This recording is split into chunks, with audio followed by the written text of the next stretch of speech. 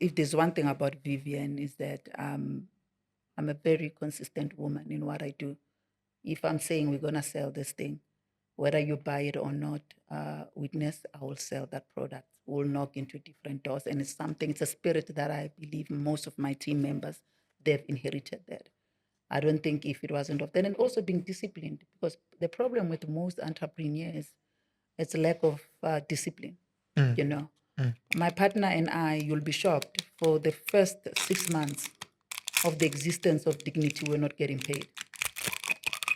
You were rich, Mus. Why would you get paid? We still needed money. We still needed the money. But most of the money that we had, and trust me, there was no funding. There's no funding, there was no tender, nothing into this project. We're using our own resources. So for the first 6 months, we were investing and plowing back into the project. That's a discipline. Yeah. You said the same thing to me before when we were having our own meeting. We were talking about one of our products, and you said to me, Witness, give this thing consistent 6 months. Yes. And see. Why is this 6 months threshold important to you? I guess from my side, You emphasize it a lot. yes, give it 6 months. I guess I took it from corporate, because it's the same thing in corporate. They know that when you start your job, for the first 6 months, they're just paying your salary for nothing. You're just learning there. They know that. Then after 6 months, you're expected to deliver. So the same thing in a project as well. Give it 6 months. Do the same thing every day. I will still wake up every day, 5 a.m. My meetings are starting at 5 a.m. every day with the team. Sharing all the different nuggets that I believe they need to carry their day, their daily task. I did that without getting a salary. And my partner, there was no salary as well. But we're doing that every day. We'll show up every day. You understand? Because the money, we knew that eventually, we believed in the product so much that we were even willing to risk it all. You understand? We knew that as soon as this thing, it can reach now the end consumer, and the people, they start loving the product and they buy, coming back to buy for more, then we are gone. So it was worth it, worth all the risk. Waking up every morning from 5 a.m., being consistent with training, investing our time and money into personal development, having different speakers that were coming on board to train our sales agent. We did that. And today, now, the system is on autopilot. It's on autopilot, and which I think it's something that many small businesses, they lack. Your first month, you want to earn a salary. You want to buy now that expensive car. You want to now buy those expensive clothes. You want to show that now you've made it. But in our case, it wasn't that. The first 6 months, it was the sacrifices that we made into the business and our team. I always say this, and I'm going to repeat this. When we know better, we do better. When we know better, we do better.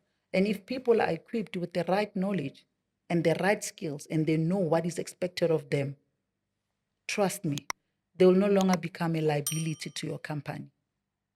Then they become an asset.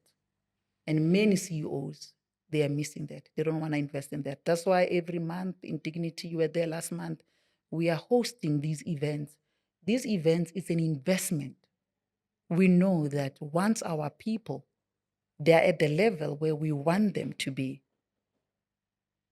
then the business will be on autopilot. Because when they go out there, they sell this product. It's an extension of who we are, me and my business partner. And if they don't have the right tools,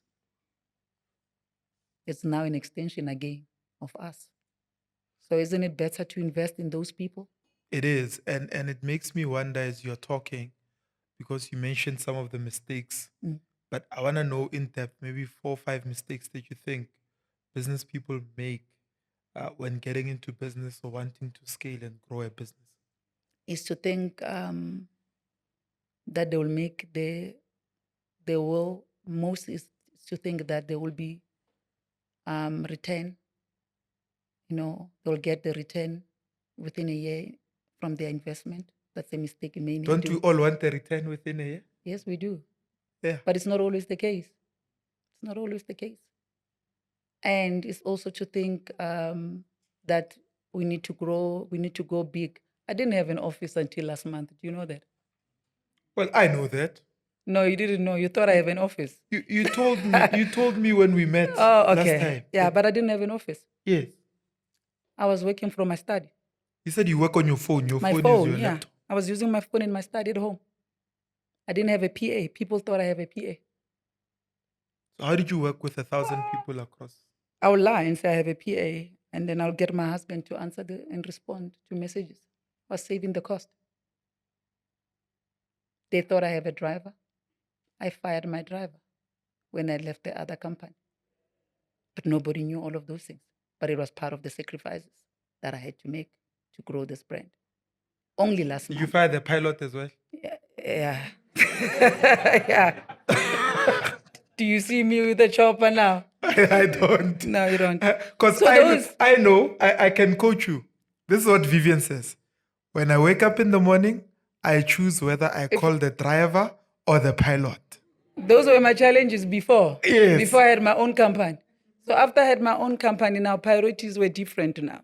I had to change now. I had to change how we're doing business. Financial sacrifice. Exactly. Those were the financial sacrifices that I have to make. And beside, one thing that I learned to master, I understood that perception is everything. That's the truth. Perception is everything. And I wasn't going to compromise on that.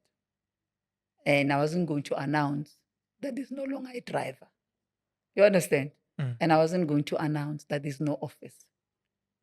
What we did last month, we're actually opening our office, but nobody knew about that. People, they always thought we have an office. We didn't have an office. So now the business is doing well.